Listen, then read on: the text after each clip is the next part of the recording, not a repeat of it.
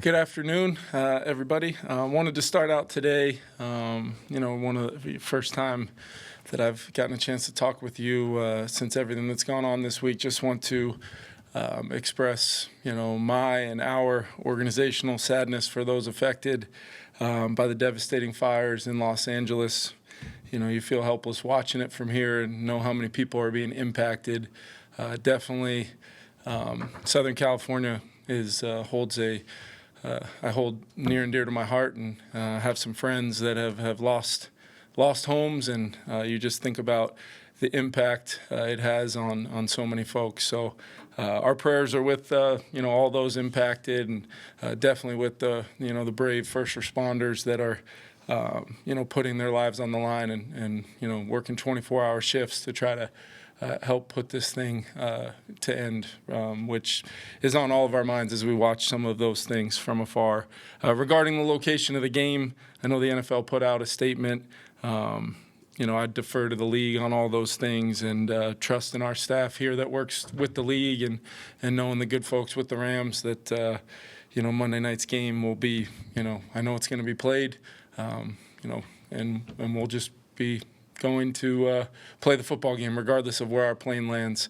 But we obviously need to just focus on our preparation for a really talented Los Angeles Rams football team. Wanted to let you guys know we will be opening up Taki's window today. He'll be back on the practice field with us today, so excited about that. Kevin, has anything changed from the football operation standpoint depending on where the game is played? No, I mean we're the road team, so it's pretty much there's a lot of really talented people both in our building and with the league office that help coordinate these things in times like this. So we're very fortunate to be able to just focus on playing a football game as the road team. It's just a matter of where we're headed. And have you guys gotten any sense yet of when the league will make a decision on where the game will be played? Yeah, it really, to me, it's just a matter of logistics that are out of my hands. So like I said, it's there's a lot of really smart people and people that will make that decision, and we'll just go play the game wherever it's going to be, and obviously all of that is centered around some pretty deep concern for the folks both personally that I know. And just everybody impacted for sure. Were you watching the first game? It was pretty notable that both you and Sean are very good at getting people open in the red zone. Was that a point of emphasis when you're working with him? We just, across the whole game plan, I think, I learned so many things from Sean, but just the idea of doing whatever you can to help your players get open and make it as easy as possible for the quarterback, and center it around a focus about those guys up front that have a really hard job to do, snap in and snap out in the protection phase. And but yeah, it's always important to us, and it's something that we've been pretty consistent at for most of the season, and unfortunately didn't do a very good job at all. Started with me last weekend, so we're definitely using our full week of prep to make sure across our whole game plan we're giving our players the best possible plan we can. Kevin, has Daniel progressed to a point where you could see him being active as perhaps more than just the emergency third option? He definitely has progressed. He's gotten a lot of really good work in, both running scout team looks and then just extra work here and there when we can with Josh and really and Nick and Brett as well. I was really happy to get Brett back. He's somebody that I think's done a phenomenal job all season long, and has a really, really bright future. So we're really fired up to get him back. And it's kind of, the best way I could put it is we're doing everything we can to get Sam ready to go, but at the same time, whether it's, Nick or Daniel or Brett now, all those guys are absorbing the game plan like always, and it's such a fluid thing here for the rest of the way. We're going to do whatever we think gives us the best chance to win. What's the biggest difference There's a chance in the that way he could be the number 2 quarterback? We're going to do whatever gives us the best chance to win here the rest of the way, Kev. When you put a guy like Britt, who has as much knowledge in this scheme this year on, is that a tough decision to do that, considering just how much he does know about what you guys do. Yeah, for sure. The rules are a little different as far as this time of year versus even last week. Had that move happen then, so you're still crossing your fingers knowing you're exposing a good player with, like you said, not only knowledge of our system, but somebody who we're just excited about, that we've poured a lot of time and energy into, brought him here for a reason, and he's exceeded all the expectations here, despite, I know people haven't seen him on the grass, doing anything during the regular season, but there's been so much work and time and energy spent from Brett with, Grant and Josh to continue his progression. That individual approach to that room for all those guys is a huge part of why we do what we do in this building. And he's definitely, from my vision point, he's benefited from it and shown that, he's a guy we could rely on here in the future with the type of work he's put in. Kevin, with the earlier game against the Rams, what do you like about Sam's game in that game and that you'd like to replicate? Yeah, I think we got off to a good start in the game. It's a very talented front, a lot of energy. They're a younger group, but maybe as impactful as any front over the second half of the football season for sure. When you go back and watch them week in and week out, I think Chris Shula does a really good job. So we know they're going to be doing things to try to take away some of the inventory that we put on tape over the course of the season. But I thought Sam, like I said, got off to a really good start in the game.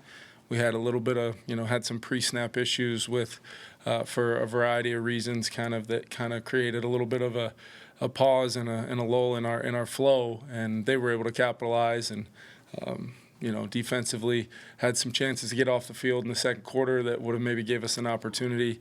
I think there was 2 or 3 penalties on one long drive, and they were able to kind of put us in a position where after losing CD, we were, up against it a little bit, but no excuse. They beat us and won the football game. We got to go try to play a little bit better, more consistent for longer, and see what that looks like. How would you say Sam's been the last few days in terms of understanding what went wrong in Detroit and kind of also moving past that, both fixing whatever went wrong and also the mental part of it? Yeah, I think Sam's been great. Off to a really good start this week. I think it's easy to just, and I for sure respect the question on Sam, but I think it's our whole team. We wanted to win last week, and we tried to put a lot into winning that football game, knowing it was a pretty much unique one-of-one type of game with the two teams playing. So all of us needed to make sure we had the reflection. Mostly, I would say I start with me, but our entire operation needed to have a reflection and a time period where we acknowledge what happened. We tried to identify the things we absolutely need to fix, and that's individual players like Sam and many, many others, and that's coaches. Like I said, starts with me. So I think there came a point in time where that got put to bed, and we're moving forward, and we're well into that phase now, and a lot of energy in the building, a lot of enthusiasm. We know it's game one of a second season. Today we got some good work yesterday, but today I really look at it as practice number 1 of the second season. I don't look at it as practice number however many it truly is, and that's the feeling our guys have, because we're going to need this time of year every minute, every second, every time you get an opportunity to practice anything, technique, fundamentals in an individual period, team periods, special teams periods, it all matters, because this is from here on out, and like we have been for a few weeks now, but we're playing a really good football team on the road, and we got to play really good football to win the game as a team, and that does include Sam. Kevin, how much can you draw from that Super Bowl run with the Rams? You mentioned it after the game. You lost the season finale of that game and then came out hot in the wild card round. Can you draw from those things as you head into this week? Yeah, I think so. I just remember we didn't get the result we wanted in that last game, and we were able to, in many ways do what we're attempting to do this week from a standpoint of acknowledging how it happened, acknowledging how we need to improve. The late season improvement sometimes is just about consistency. It's about doing some of the things that you think back over the season we did really well. We got to make sure we find a way to do a lot of those things in a single elimination tournament to give yourself the best chance to win a game. So and then it's about momentum from there. In a game, in a quarter, starting the game the way you want to start, responding to adversity.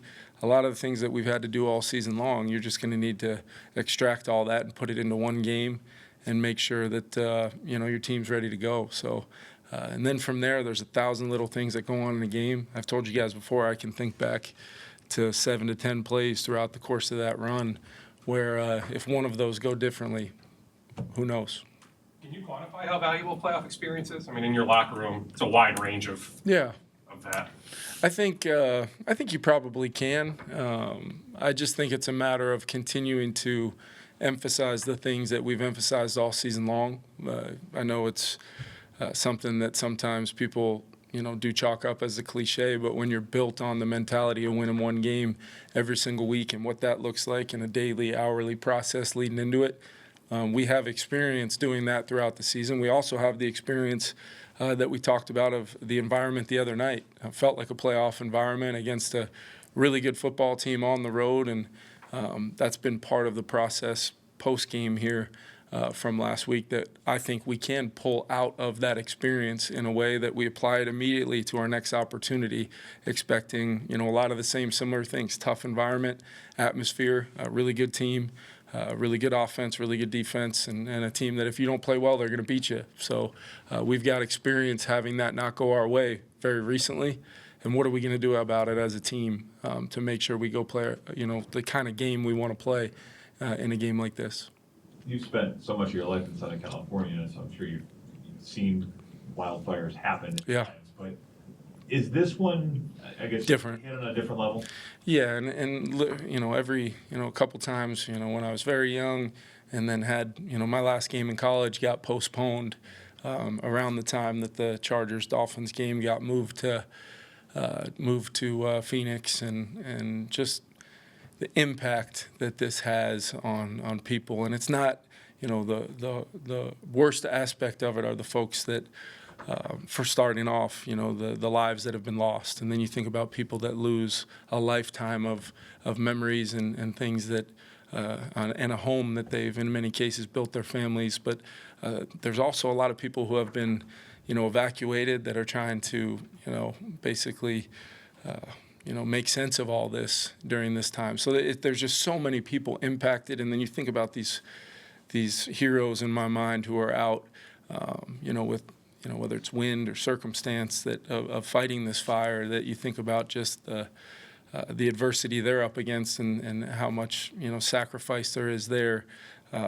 It's just, this one does feel different though. And like you said, it's something you experience in Southern California based on the time of the year when these winds kick up and it's dry. So every single time, there's never one of these where I hear about it and it seems like a small thing that, there's just another one. They're all so impactful, based on my experiences. You're trying to win a football game against him this week, but have you talked with Sean and all about just kind of what he's going through, trying to keep his team focused? Yeah, I connected with him kind of early on just because, I know, about where he lives, and a lot of those guys, that I had relationships with live, the area we're talking about, there's a lot of people in a very small kind of square mile radius around that whole area. So you just never know who's being impacted. Like I said, I've had some dialogue with folks that lost everything, and there's really no words you can say other than you're thinking about them, praying for them, and just hoping that things start to turn here. Kevin, just working with Sam throughout this entire season, kind of on a daily basis, what can you say about his personality that you've learned through this journey that maybe you didn't know when he first got here, or that's kind of shown itself as you've gone along?